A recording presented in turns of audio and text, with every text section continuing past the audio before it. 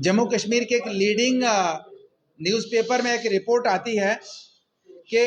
High court seeks details of criminal cases of the politicians in the courts, के courts के अंदर जो जम्मू कश्मीर के पॉलिटिशियंस हैं उनके जो भी केसेस हैं तो उसको हाई कोर्ट कहता है कि उनको उन केसेस को उनकी रिपोर्ट दीजिए, जबकि ये कोई शायद कोई पीआईएल होगी कि केसेस जितने भी पॉलिटिशियंस के खिलाफ केसेस हैं तो किसी ने पीआईएल लगाई होगी कि उनका नामजद किया जाए, उनकी स्टेटस बताया जाए। तो इससे मैं आज से लगभग साल डेढ़ साल पहले भी इसी तरीके की सेम न्यूज़ जो है तभी इस पेपर में छपती है और तभी मेरा नाम टॉप पे आता है, नंबर 1 पे मेरा नाम आता है। और आज जब परसों का जो पेपर है इसमें फिर से मेरा नंबर बलवंत सिंह मनकोटिया का नंबर फिर से टॉप पे रखा जाता है, जबकि मेरे खिलाफ किसी भी कोर्ट में, जम्मू कश्मीर हो, हिंदुस्तान हो या विदेश हो, मेरा किसी भी कोर्ट में कोई भी मामला लंबित नहीं है, पेंडिंग कोई मेरा मामला नहीं है, किसी भी कोर्ट में कोई भी मेरा जो है केस नहीं चल रहा है। तो उसके बावजूद मेरे खिलाफ जो इस तरीके की खबर छापने का और फ्रंट में मेरा नाम लिखने का ये कोई तुक बनती नहीं है। तो इसलिए मैं उस लीडिंग जो न्यूज़पेपर है उनके जो ओनर है, मेरी टेलीफोन पे परसों भी बात हुई थी,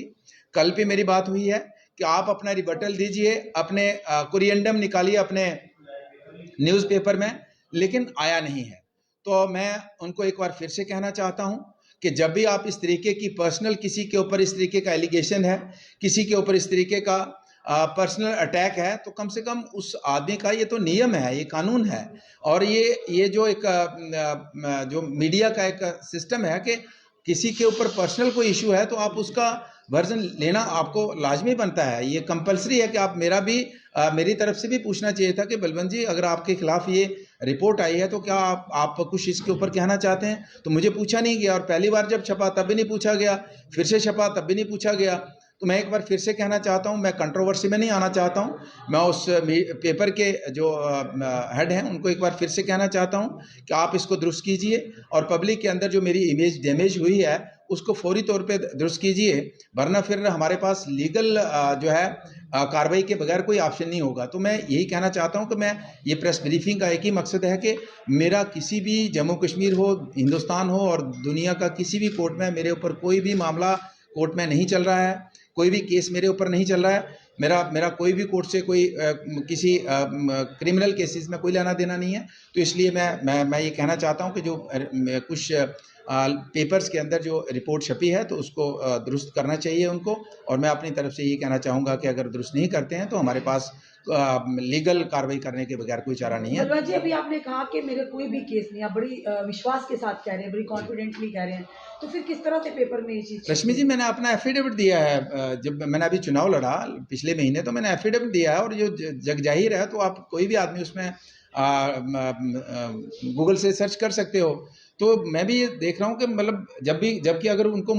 अगर मेरा वर्ज नहीं भी लेना था तब भी वो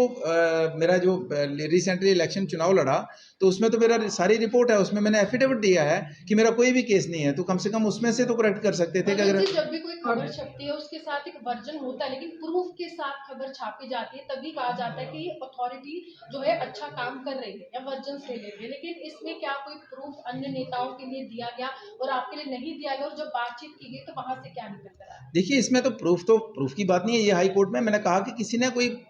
पटिशन लगाई होगी कि भाई जितने भी पॉलिटिशियंस हैं उनके खिलाफ जो भी क्रिमिनल केसेस हैं उसका आप पब्लिक डोमेन में लाइए और उसमें क्या स्टेटस है, कोर्ट क्या कर रहा है। तो ठीक है, होंगे भी, मैं नहीं कहता हूँ कि जिसने जो कार्रवाई की है मुझे नहीं पता, लेकिन इसमें मेरा कोई रोल नहीं है और मेरा कोई केस नहीं है। तो इसलिए मेरा नाम छापना और फ्रंट पेज पे और नंबर मतलब टॉप पे मेरा नाम छापना और पूरे उसमें 10-20 लोगों के नाम है और सारा सबसे टॉप है मेरा। 2 बार नाम आया, मनकोटिया साहब 2 बार नाम आया, पहली बार आपने इसका रिएक्ट किया, हमने कहा चलो गलती से हो गया है, लेकिन दोबारा से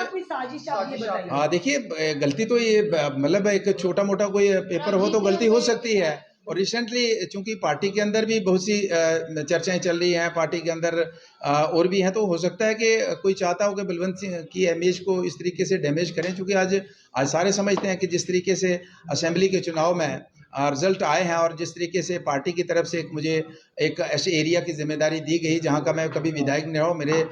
2 एरियाज थे, 2 कॉन्स्टिट्यूंसीज थी जहां मैं बड़ा कंफर्टेबल था, तो पार्टी ने जिम्मेदारी लगाई, हमने हम बाखूबी उसको निभाया है, पार्टी का जो दायित्व मिला उसको निभाया है। तो मुझे लगता है कि शायद कुछ जो अपोजिशन में लोग हैं उनको बच नहीं रहा होगा कि बलवंत किस तरीके से